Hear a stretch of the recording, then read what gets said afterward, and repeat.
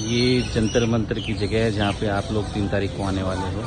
अभी कोई यहाँ पे प्रोटेस्ट नहीं है, इसलिए ये सारा खाली पड़ा हुआ है और ऐसे यहाँ फोर्सेस रहती है जो भीड़ को या बाकी तमाम चीज़ों को कंट्रोल करती है। दोस्तों हम लोग पहुँच गए जंतर मंतर और अभी परमिशन ले चुके हैं और परमिशन आप लोगों को मिल रही है और ये वो जगह है जहाँ पे हम प्रोटेस्ट करने वाले हैं। तो अभी ये पूरा खाली पड़ा है क्योंकि यहाँ पे अभी कोई प्रोटेस्ट रिसेंटली चल नहीं रहा है, तो शायद हो सकता है हमारा ही प्रोटेस्ट हो पहला या उससे पहले भी कुछ प्रोटेस्ट की परमिशन है, पर आज कोई प्रोटेस्ट नहीं है।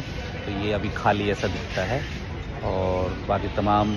हेलो डॉक्टर्स, आप लोग सब स्वस्थ होंगे।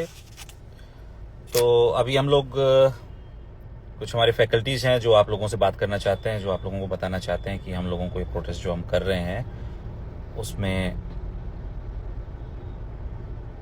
वो लोग आपको सपोर्ट कर रहे हैं।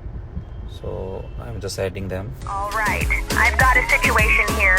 We have a Mahindra Scorpio Classic